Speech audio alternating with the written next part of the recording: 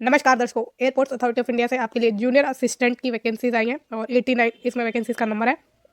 Fire service के under मतलब category में ही आपकी वैकेंसी है, ठीक है। अब इसमें कौन अप्लाई कर सकता है, कैसे आपको अप्लाई करना है, कब तक अप्लाई करना है, एग्जाम होना है या नहीं होना है, सब कुछ हम इस वीडियो में डिस्कस करेंगे, तो वीडियो को एंड तक देखिएगा। चलिए शुरू करते हैं। सबसे पहले बता दूं, ये जो आपकी वैकेंसी है ये ईस्टर्न रीजन के लिए है। अब ईस्टर्न रीजन में आपके West Bengal, Bihar, Odisha, Chhattisgarh, Jharkhand, Andaman and Nicobar Island and Sikkim आता है, ठीक है। और इसके लिए आपको क्या एलिजिबिलिटी चाहिए, रिजर्वेशन कैसे है देखते हैं। तो नंबर ऑफ पोस्ट मैंने बता दिया 89 है, जिसमें से अनरिजर्व के लिए 45 है, एससी के लिए 10 है, एसटी के लिए 12 है, ओबीसी के लिए 14 है और ईडब्ल्यूएस के लिए 8 है। इसमें जो पे स्केल है आपका वो 31,000 से 92,000 के बीच में है और 3% का आपको जो है आईडीएस में मिलता है, ठीक है। फिर जो 13 पोस्ट है 89 में से, उसमें हॉरिजॉन्टल रिजर्वेशन दिया गया है एक्स सर्विसमैन को, और 1 post for dependent of ESM killed in action, ठीक। तो ये 13 टोटल आपका हॉरिजॉन्टल रिजर्वेशन है। नेक्स्ट चलते हैं आगे और इंपॉर्टेंट डेट्स की बात करें तो ये जो आपके फॉर्म भरने शुरू होंगे वो 30 दिसंबर 2024 से शुरू होंगे और 28 जनवरी 2025 तक भरे जाएंगे। बाकी इनकी जो टेस्ट की डेट है वो ये बता देंगे आपको वेबसाइट पर। और इसकी एलिजिबिलिटी आप सीधा हम देख लेते हैं, क्योंकि सैलरी वगैरह देख लेंगे, पहले एलिजिबिलिटी ज़रूरी है ताकि आपका टाइम वेस्ट ना हो। आप एलिजिबल हैं तो आराम से इसे भरें, आपका जो वीडियो देखना है वो वसूल हो जाए, आपको ऐसा ना लगे कि टाइम वेस्ट हो रहा है। तो आपकी जो क्वालिफिकेशन है, आपके पास 10th होनी चाहिए, या फिर 10th होनी चाहिए प्लस 3 साल का approved regular diploma in mechanical या ऑटोमोबाइल या फायर, ठीक है। तो सिंपली आपने 10th की हो और उसके साथ आपने मैकेनिकल या ऑटोमोबाइल या फायर में अपना रेगुलर डिप्लोमा किया हो। अगर आपके पास ये वाली क्वालिफिकेशन नहीं है तो आपके पास होना चाहिए ओनली 12th रेगुलर स्टडीज़, ठीक है। डिस्टेंस से ना की हो, रेगुलर करी हो आपने 12th, तो आप इसमें अप्लाई कर सकते हैं। इसमें आपको कोई डिप्लोमा नहीं चाहिए अगर आपने 12th की है रेगुलर, तो ठीक समझ गए। तो सारे 12th के कैंडिडेट इसमें आराम से फॉर्म भर पाएंगे। सैलरी बहुत अच्छी मिल रही है 12th वालों को, और साथ में कोई एक्सपीरियंस भी आपसे नहीं मांगा है, तो अपॉर्चुनिटी आपकी काफ़ी अच्छी है। अगर आप भरना चाहते हैं एलिजिबल, तो डेफिनेटली हर कोई होगा ही जो भी इसमें देख रहा है, तो फॉर्म जरूर भरिए। चले अब आगे। तो इसमें ड्राइविंग लाइसेंस आपके पास होना जरूरी है। Valid heavy vehicle driving licence हो या फिर वैलिड मीडियम व्हीकल लाइसेंस हो, जो कि इशूड क्या हो at least one year before the date of advertisement, जो कि 1/11/2024 है। मतलब आपका जो ड्राइविंग लाइसेंस है वो 1/11/2024 से पहले बना हुआ होना चाहिए, उसके 1 साल पहले बना हुआ होना चाहिए, यानी 2023 तक आपका बना हुआ हो। या फिर अगर आपके पास ये वाला भी नहीं है तो आपके पास जो लाइट मोटर व्हीकल वो होता है लाइसेंस, वो हो, और वो आपका इशू होना चाहिए 2 साल पहले 1/11/2024 के, ठीक है। समझ गए आप। तो इनमें से कोई आपके पास ड्राइविंग लाइसेंस होना चाहिए, चाहे वो आपका हैवी व्हीकल का हो, चाहे मीडियम व्हीकल का हो, चाहे आपका लाइट व्हीकल का हो, और कम से कम आपका जो है 1 से 2 साल पहले बना हुआ होना चाहिए। हैवी व्हीकल का आपके पास ड्राइविंग लाइसेंस है तो उसमें कोई इन्होंने वो चीज़ नहीं मांगी है कि 1 साल पहले बना हो या 2 साल पहले। अगर अभी भी बना हुआ है, फ्रेश बना है, तब भी आप इसमें अप्लाई कर सकते हैं। फिर बढ़े आगे। तो in case of B and C above, the incumbent will require to acquire heavy driving licence within 1 year of appointment before completion of their probation period.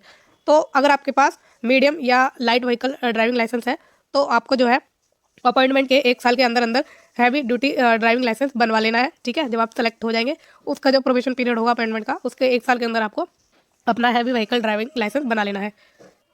और मान लीजिए अगर आप प्रोबेशन पीरियड में 1 साल के अंदर नहीं बनवा पा रहे हैं अपना ड्राइविंग लाइसेंस हैवी व्हीकल का, तो आपको 1 साल और दिया जाएगा बनवाने के लिए, लेकिन आपको उस टाइम के लिए जो है कोई इंक्रीमेंट नहीं दिया जाएगा, वो रोक दिया जाएगा। जैसे ही आपका ड्राइविंग लाइसेंस बन जाएगा हैवी व्हीकल का, तो आपको इंक्रीमेंट मिल जाएगा, जो भी उन्होंने रोका होगा वो, ठीक है। तो इसकी टेंशन मत लेना, पहले ही आपको बन जाएगा, आपको भी पता है।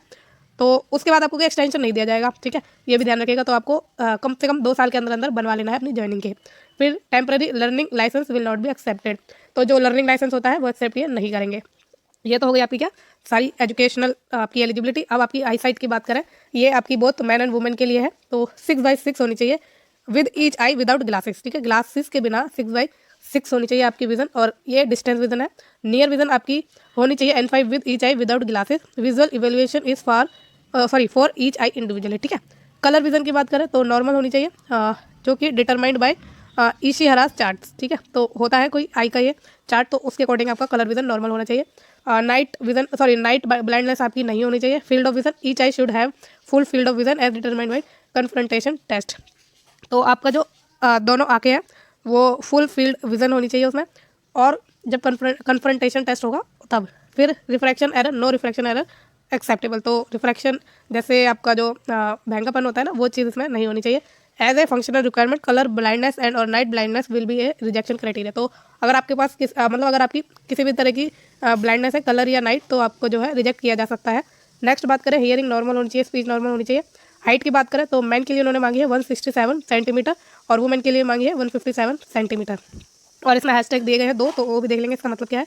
तो पहले वही देख लेते हैं। तो रिलैक्सेशन है 3 सेंटीमीटर का इन हाइट दोनों के लिए, मेल एंड फीमेल के लिए, and chest measurement only for male candidate, and proportionate relaxation in weight will be allowed to hilly areas candidate on production of bona fide certificate. तो hilly areas में जो लोग रहते हैं उनको 3 सेंटीमीटर का रिलैक्सेशन मिलेगा, और दोनों ही हाइट में भी और चेस्ट में भी। चेस्ट केवल मेल कैंडिडेट के लिए है। फिर however minimum chest expansion must be 5 centimetre for male candidate, no other relaxation will be allowed to any other category, ठीक है। तो जो आपका 5 सेंटीमीटर का रिलैक्सेशन है जो एक्सपेंड करके चेस्ट होती है उसमें, और ये हिली एरियाज वालों के लिए ही है, बाकी के लिए नहीं है। तो चेस्ट की बात कर लेते हैं। तो नॉर्मल जो आपकी चेस्ट है वो 81 सेंटीमीटर होनी चाहिए, इसमें आपका 5 सेंटीमीटर का रिलैक्सेशन है। एक्सपेंड करने के बाद 86 होनी चाहिए, और हिली एरियाज वालों के लिए इसमें भी आपका 5 सेंटीमीटर का रिलैक्सेशन है। तो वुमेन के लिए तो डेफिनेटली इसमें कोई एप्लीकेबल नहीं है ये चीज़। Maximum 3 chances will be given during PMT and height expansion will be consider, ठीक है। तो 3 चांस आपको दिए जाएंगे अपनी आपकी जो हाइट है और चेस्ट नपाने के लिए। फिर वेट की बात करें तो 55 किलो से ज़्यादा कम नहीं होना चाहिए, और वुमेन का 45 किलो से, ठीक है। मैन के लिए 55 किलो है और वुमेन के लिए 45 किलो है। फिर डिस्क्वालिफिकेशन नॉकिंग नी, और जो मतलब आपके घुटने जो मुड़े हुए होते हैं ना, ऐसे पैर आपने देखे होंगे, कर्व्ड वगैरह होता है, जो मिले हुए घुटने लोगों के आपने देखे होंगे, उसकी बात हो रही है। वैसे घुटने आपके नहीं होने चाहिए, बो लेग्स नहीं होनी चाहिए, डिग्री ऑफ स्क्विंट नहीं होनी चाहिए, भैंगापन नहीं होना चाहिए, फ्लैट फुटेड भी नहीं होनी चाहिए, फिजिकल डिफॉर्मिटी नहीं होनी चाहिए, सफरिंग फ्रॉम क्रॉनिक डिजीज नहीं होना चाहिए, any major operation by virtue of which his her physical fitness to work in fire service have been impaired will be considered as disqualification. तो फिजिकली आप fit होने चाहिए, बेसिकली इसमें ये कहा गया है। तो ये चीज़ें आपकी इसमें है, ठीक है। तो जरूर एश्योर कर लीजिएगा कि आप बिल्कुल फिट हो, ठीक। फिर सिलेक्शन प्रोसीजर की बात करना है, तो उससे पहले बता दूं, आपको हो सकता है कि आवाज़ की थोड़ी दिक्कत हो रही हो, कम आ रही हो आवाज़, तो प्लीज़ थोड़ा सा बेयर कर लेना, क्योंकि मेरी तबीयत ठीक नहीं है, जिसकी वजह से आपकी जो है वीडियो में आवाज़ कम हो रही है, आई थिंक, ठीक है। तो प्लीज़ चला लेना, आगे से ध्यान रखेंगे कि आपका जो है साउंड का कोई दिक्कत ना हो। और ये चीज़ें आपकी हो गई है ना, तो सारी चीज़ें हो चुकी हैं। अब हम इसमें आपकी सिलेक्शन प्रोसेस का बात कर लेते हैं कि स्टेज 1 होगा। स्टेज 1 में रिटर्न एग्जाम होगा, जिसमें सीबीटी है और 2 घंटे का आपका पेपर है। मिनिमम पास मार्क्स जो है 50 होंगे, यानी 50% आपको लाने हैं 100 में से, और अनरिजर्व ईडब्ल्यूएस ओबीसी कैंडिडेट के लिए है 40% लाने हैं SC ST कैंडिडेट को, ठीक है। 100 में से 50 लाने हैं अनरिजर्व कैटेगरी को, 100 में से 40 लाने हैं SC ST कैंडिडेट को। फिर जो आपका इसमें सिलेबस है, part A 50% question on subject related to education qualification for prescribe post. तो 50% क्वेश्चन होंगे आपके सब्जेक्ट रिलेटेड, जो मतलब एजुकेशन आपसे मांगी है उससे रिलेटेड। फिर और पार्ट ए में होगा आपका ये सॉरी थोड़ा आगे चला गया, हाँ। तो पार्ट ए में होगा आपका क्या, सब्जेक्ट रिलेटेड क्वेश्चन, और पार्ट बी में होंगे 50%, यानी 100 में से 50 क्वेश्चन सब्जेक्ट रिलेटेड क्वेश्चन होंगे, 100 में से 50 आपके general knowledge, general intelligence, general aptitude और इंग्लिश के पेपर एक्सेट्रा होंगे, ठीक है। तो 2 पार्ट में पेपर है आपका, पार्ट ए और पार्ट बी, दोनों 50-50% आपके दोनों में से आपके क्या कहते हैं क्वेश्चन आने वाले हैं। फिर स्टेज 2 की बात करें, ये आपकी स्टेज 1 थी यार, ये कुछ ज़्यादा ही परेशान करने लग जाता है कभी कभी, ओके। तो स्टेज 2 में on passing the online CBT shortlisted candidate shall be subject to certificate document verification followed by medical examination, physical measurement test. Those clear the medical examination shall be allowed for driving test, subject to possessing valid light motor vehicle, medium motor vehicle, या heavy motor vehicle license in original. Only on passing the driving test, the candidate will be allowed to physical endurance test. तो आपका जो CBT के बाद आपको medical test होगा, DV होगा, आपका पीएमटी होगा, यानी आपका फिजिकली मेजरमेंट होगा, और आपका ड्राइविंग टेस्ट भी इसमें होगा। तो ये चीज़ आपकी स्टेज 2 में शामिल है। और ex Agniveer will be given exemption only from physical endurance test. तो जो आपका फिजिकल एंड्योरेंस टेस्ट है उसमें टेस्ट है, उसमें एग्जामिशन मिलेगा जो अग्निवीर रह चुके हैं उनको। However they must be suitable from all the other relevant perspective including but not limited to age, education qualification, written test, medical examination. तो बाकी टेस्ट उनको देने होंगे, बाकी पीईटी में उनको रिलैक्सेशन मिल जाएगा, एग्जामिशन मिल जाएगा। फिजिकल एंड्योरेंस टेस्ट है जो आपका, उसमें आपका 100 मीटर की रनिंग होगी, कैजुअलिटी कैरिंग टेस्ट होगा, lifting and carrying sand bag to 50 metre. तो 50 मीटर तक आपको सैंड बैग यानी मिट्टी से भरा हुआ बैग लेके भागना है। और पोल क्लाइंबिंग होगी, रोप क्लाइंबिंग होगी, ladder climbing and descending. Each test carries maximum 20 marks. हर एक टेस्ट आपका 20 मार्क्स का है, टोटल 5 है, तो आपका 100 मार्क्स का ये पीईटी भी रहने वाला है। फिर criteria of marks for physical endurance test male candidate की बात करें तो आइटम आपके ये सारे हैं, ठीक है, और जिसके लिए मार्क्स आपको ये मिलेंगे। तो देख लेते हैं क्या है ये सारी चीज़ें। सबसे पहले बात करें तो 100 metre running in second, 12 second के लिए 12 सेकंड में अगर आप 100 मीटर की रनिंग क्लियर कर लेते हैं, मतलब पास कर लेते हैं, साथ में आप जो है 50 किलो का सैंड बैग 50 मीटर तक लेके भागते हैं, 20 सेकंड में आप अपना पूरा कर लेते हैं। और साथ में पोल क्लाइंबिंग फुल हाइट कर लेते हैं, रोप क्लाइंबिंग कर लेते हैं, और लैडर क्लाइंबिंग एंड डिसेंडिंग कर लेते हैं 35 सेकंड में, तो आपको टोटल 20 मार्क्स मिल जाएंगे, ठीक है। फिर इसी तरह आपका 18 मार्क्स तब मिलेंगे जब आप 100 मीटर की रनिंग 13 सेकंड में कर लेंगे। और lifting and carrying sand bag इसमें कुछ नहीं दिया है, ना ही पोल क्लाइंबिंग का दिया है, ना ही आपका रोप क्लाइंबिंग का दिया है। आपका ladder climbing and descending 45 second में कर लेते हैं, तो आपको 18 मार्क्स मिल जाएंगे। फिर 16 मार्क्स तब मिलेंगे जब आप 14 सेकंड में 100 मीटर की रनिंग कर लेंगे, 30 सेकंड में आप जो है 50 किलो का बैग 50 मीटर तक लेके भाग लेंगे, और 3/4 हाइट कर लेंगे, मतलब टोटल जो उसकी आपकी पोल क्लाइंबिंग है उसका 3/4 कर लेंगे, तो आपको जो है 16 मार्क्स मिल जाएंगे। इसी तरह रोप क्लाइंबिंग 3/4 हाइट का कंप्लीट कर लेंगे तो आपको क्या कहते हैं आपका 16 मार्क्स मिलेंगे। फिर 60 सेकंड में लैडर क्लाइंबिंग एंड डिसेंडिंग कर लेंगे तो आपको मार्क्स मिल जाएंगे 16, ठीक है। अब नेक्स्ट बात करें तो 15 सेकंड में 100 मीटर की रनिंग करने के बाद, और लिफ्टिंग इसमें कुछ है नहीं, कैरिंग बैग का, और ना पोल क्लाइंबिंग है, ना ही आपकी रोप क्लाइंबिंग है, और आपकी लैडर क्लाइंबिंग एंड डिसेंडिंग है। तो ये लैडर क्लाइंबिंग मतलब लैडर पर चढ़ना और उससे उतरना आपका हो जाता है 75 सेकंड में, तो आपको उसके लिए 14 मार्क्स मिल जाएंगे। फिर 16 सेकंड में आपकी 100 मीटर की रनिंग, 40 सेकंड में आपको वजन लेके भागना है 50 मीटर, और 2/3 हाइट आपको क्लाइंब करनी है पोल की, और 2/3 आपको रोप क्लाइंबिंग करनी है, और 90 सेकंड में आपको लैडर क्लाइंबिंग एंड डिसेंडिंग करनी है, तो उसके लिए आपको 12 मार्क्स मिल जाएंगे। फिर 100 मीटर की रनिंग नहीं कर रही है आपने कंप्लीट, और लिफ्टिंग एंड कैरिंग बैग नहीं करा, आधा हाइट चढ़ पाए आप पोल क्लाइंबिंग में, आधा ही आप चढ़ पाए रोप क्लाइंबिंग में, और लैडर क्लाइंबिंग एंड डिसेंडिंग आपने नहीं करा, तो आपको 10 मार्क्स मिलेंगे। और अगर आपने 1/3 करी है हाइट पोल क्लाइंबिंग की, 1/3 हाइट क्लाइंब करी है रोप क्लाइंबिंग की, बस ये दोनों ही करी है, तो आपको 8 मार्क्स मिल जाएंगे। आप समझ गए आपका क्या क्राइटेरिया है टोटल, ठीक है। ये सारे क्राइटेरिया आप करिएगा तो अपना पूरा करने की कोशिश करिएगा, 20 नंबर टोटल आपको लाने हैं कंप्लीट, ठीक है। फिर नेक्स्ट चलते हैं आगे और देखते हैं 0 marks shall be awarded on the following scenario. तो अगर आप 16 सेकंड से ज़्यादा लेते हैं 100 मीटर की रनिंग में तो 0 मार्क्स मिल सकते हैं आपको। 40 सेकंड 40 सेकंड से ज़्यादा लगते हैं आपको अपना वजन लेकर भागने में, तो आपको 0 मार्क्स दिए जाएंगे। 1/3 से नीचे आप 30 सेकंड में हाइट चढ़ पाते हैं पोल की, तो आपको 0 मार्क्स दिए जा सकते हैं। इसी तरह 1/3 हाइट से कम चढ़ते हैं आप रोप क्लाइंबिंग 20 सेकंड में, तो आपको जो है डिस्क्वालीफाई कर, सॉरी 0 मार्क्स मिल जाएंगे। और 90 सेकंड से ज़्यादा आप लेते हैं लैडर क्लाइंबिंग एंड डिसेंडिंग में, तो आपको 0 मार्क्स इसमें मिल सकते हैं। फिर नेक्स्ट चले 100 metre running is required to be completed in 16 second, failing with 0 marks will be awarded. तो आपको 100 मीटर की रनिंग करनी है 16 सेकंड में, अगर आप नहीं कर पाए तो 0 मार्क्स आपको दिए जा सकते हैं। फिर नेक्स्ट चले आगे, और total height of rope and pole shall be after adding 2 metres. तो example for male 2 + 6 is 8 metre, ठीक है। फिर आपकी जो लैडर है जो आपको पीछे दी जाएगी उसकी हाइट आपकी 6 मीटर रहेगी ग्राउंड लेवल से। Rope climbing by using his her hand and legs in any pattern, ठीक है। तो किसी भी तरीके से आपको रोप क्लाइंबिंग करनी है अपने हाथ और पैरों का इस्तेमाल करते हुए। The candidate will not be allowed for second attempt in any circumstance. तो दूसरा अटेम्प्ट आपको नहीं दिया जाएगा, ये फर्स्ट अटेम्प्ट में आपको ये चीज़ें करनी है। नेक्स्ट बात करें, ये फीमेल का क्राइटेरिया है। तो 20 मार्क्स मिलेंगे जब 100 मीटर की रनिंग कर लेंगे आप 15 सेकंड में, और 30 किलो का वजन लेके 50 मीटर तक भाग लेंगे 25 सेकंड में, फुल हाइट चढ़ लेंगे तो आपको जो है 20 मार्क्स मिलेंगे। रोप की फुल हाइट चढ़ लेंगे आपको 20 मार्क्स मिल जाएंगे, और लैडर क्लाइंबिंग और डिसेंड कर लेंगे तो 40 सेकंड में, तो आपको 20 मार्क्स मिल जाएंगे। इसी तरह 100 मीटर आप 16 सेकंड में भाग लेते हैं, और लैडर क्लाइंबिंग एंड डिसेंड कर लेते हैं 50 सेकंड में, तो आपको 18 मार्क्स मिल जाएंगे।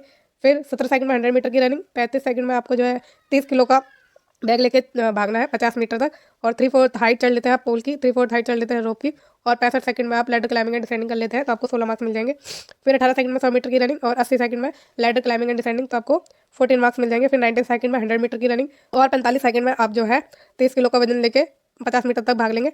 और बात करें आगे तो 2/3 हाइट आप चढ़ लेंगे, और पोल की, और 2/3 हाइट चढ़ लेंगे रोप की, और 100 सेकंड में लैडर क्लाइंबिंग एंड डिसेंडिंग कर लेंगे, तो आपको 12 मार्क्स मिल जाएंगे।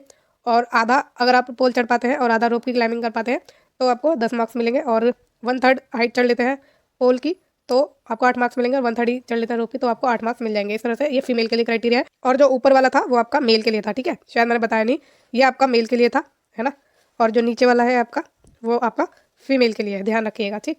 तो वही इसमें क्राइटेरिया है कि 19 सेकंड से ज़्यादा लेते हैं 100 मीटर की रनिंग में तो 0 मार्क्स दिए जा सकते हैं। 45 सेकंड से ज़्यादा लेते हैं 30 किलो का वजन लेके चलने में या भागने में 50 मीटर के लिए, तो आपको 0 मार्क्स दिए जा सकते हैं। 1/3 हाइट से नीचे आप पोल क्लाइंब कर पाते हैं तो 30 सेकंड में, तो आपको 0 मार्क्स दिए जा सकते हैं। 1/3 से नीचे आप रोप क्लाइंबिंग करते हैं 20 सेकंड में, तो आपको जो है 0 मार्क्स दिए जा सकते हैं। और 100 सेकंड से ज़्यादा अगर आपको लगते हैं full ladder climbing and descending में, तो आपको 0 मार्क्स दिए जा सकते हैं।